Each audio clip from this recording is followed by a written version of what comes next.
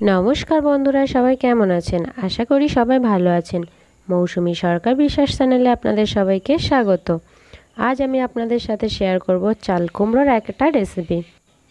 খুবই সহজে কিন্তু স্বাদে অতুলনীয় এমনই একটা রেসিপি আপনাদের সাথে আজ আমি শেয়ার করব।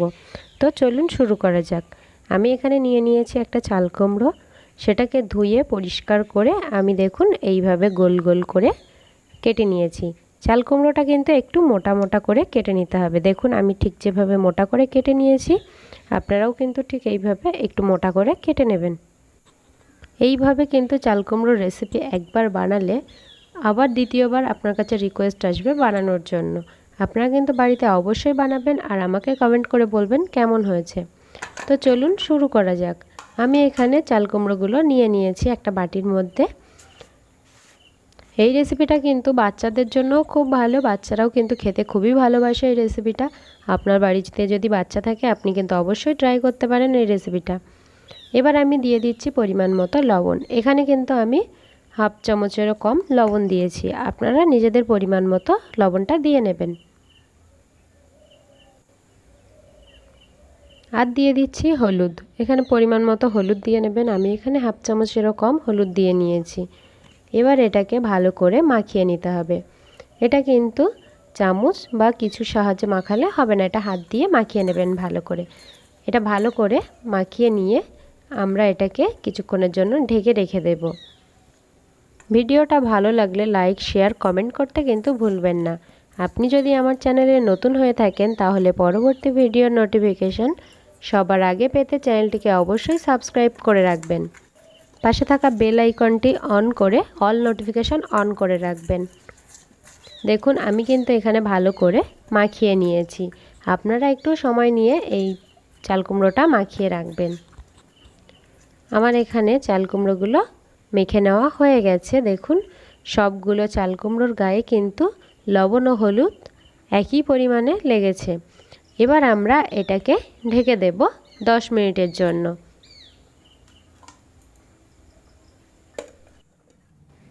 ফিরে আসলাম 10 মিনিট পর। দেখুন চাল কুমড়ো থেকে কিন্তু জল ছেড়ে দিয়েছে। এবার আমরা একটা তাওয়া বসিয়ে দেব। আমাদের এখানে কিন্তু তাওয়াটা গরম হয়ে গেছে। আমি এখানে দিয়ে দিয়েছি সাদা তেল। আপনারা কিন্তু এই রেসিপিটা বানানোর জন্য অবশ্যই সাদা তেল ব্যবহার করবেন। এবার আমি এর মধ্যে সবগুলো চাল কুমড়ো দিয়ে দিচ্ছি। এই রেসিপিটা বানানোর জন্য কিন্তু গ্যাসের জোরটা লো ফ্লেমে রাখতে হবে। আমাদের কিন্তু এই পুরো রেসিপিটা লো ফ্লেমেই করতে হবে। দেখুন আমি কিন্তু এখানে লো ফ্লেমে এটাকে ভেজে নিচ্ছি। আমি পুরোটা এখানে দিয়ে দিচ্ছি। আপনারা চাইলে কিন্তু এটা কড়াইতেও ভাজতে পারেন বা তাওয়াতেও ভাজতে পারেন। আমি এখানে সবগুলো চাল কুমড়ো দিয়ে নিয়েছি। এবার আমরা এটাকে কিছুক্ষণের জন্য ঢেকে দেব। ফিরে আসলাম কিছুক্ষণ পর। আমি কিন্তু এটা কিছুক্ষণের জন্য ঢেকে রেখেছিলাম।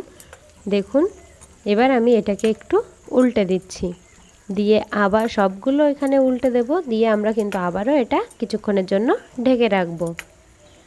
আপনারা কিন্তু এই চাল কুমড়োর রেসিপিটা বানানোর জন্য একটু ছোট সাইজের চাল কুমড়ো নেওয়ার চেষ্টা করবেন। বড় চাল কুমড়ো দিয়ে করলে এটা কিন্তু ভালো লাগবে না খেতে। এটা চেষ্টা করবেন ছোট চাল কুমড়ো দিয়ে বানানোর। এখানে কিন্তু দেখুন সবগুলো আমি উল্টে দিয়েছি। এবার আমি কিছুক্ষণের জন্য আবারও এটাকে ঢেকে দেব লো হিটে। ফিরে আসলাম আবারও কিছুক্ষণ পর। দেখুন এবার কিন্তু আমার একটা সাইড পুরোপুরি ভাজা হয়ে গেছে। এইভাবে আমি সবগুলো উল্টে দেব। দেখুন আমি এখানে সবগুলো উল্টে দিয়েছি। সবগুলো চাল কুমড়ো কিন্তু আমার এখানে সেদ্ধ হয়ে গেছে। আমার এখানে ভাজাটা পুরোপুরি হয়ে গেছে। এবার আমরা এর মধ্যে দিয়ে দেব লঙ্কা। আমি এখানে একটা লঙ্কা ব্যবহার করেছি, আপনারা নিজেদের পরিমাণ মতো দিয়ে নেবেন। তবে এই রেসিপিটাতে কিন্তু লঙ্কা হলে ভালো লাগে না, আপনারা অল্প পরিমাণে দিয়ে নেবেন, একটা কিংবা দুটো। এবার আমি সবগুলো তুলে নিচ্ছি। চাল কুমড়োটা তুলে নেওয়ার পরে আমার তাওয়াতে যেটুকু তেল ছিল আমি সেই তেলের মধ্যে সামান্য পরিমাণে দিয়ে দিয়েছি সর্ষে, দিয়ে দিলাম কারি পাতা। এখানে আমি 4 থেকে 5টা কারি পাতা কুচি করে দিয়ে দিয়েছি। আর এখানে দিয়ে দিচ্ছি পেঁয়াজ। এখানে আমি একটা ছোট সাইজের পেঁয়াজ ছোট ছোট করে কেটে নিয়েছি। এই সবগুলো উপকরণ আমরা একটু ভালো করে ভেজে নেব। পেঁয়াজটাকে আমি এখানে ভালো করে ভেজে নিয়েছি। দেখুন আমার কিন্তু এখানে পেঁয়াজটা ভাজা হয়ে গেছে। এবার আমরা এটাকে নামিয়ে নিচ্ছি। এবার আমি চাল কুমড়োগুলোর উপরে এই পেঁয়াজটা ছড়িয়ে দেব। এইভাবে গরম গরম আপনারা পরিবেশন করুন। এইভাবে আপনারা অবশ্যই বাড়িতে বানিয়ে খান আর আমাকে কমেন্ট করে বলুন কেমন হয়েছে। সবাই খুব ভালো থাকবেন। আবারও চলে আসবো আপনাদের সাথে নতুন আরেকটা রেসিপি নিয়ে। দেখুন আমার এই চাল কুমড়োর রেসিপিটা কতটা দেখতে সুন্দর হয়েছে। আপনারা কিন্তু বাড়িতে অবশ্যই বানাবেন আর আমাকে কমেন্ট করে বলবেন কেমন হয়েছে।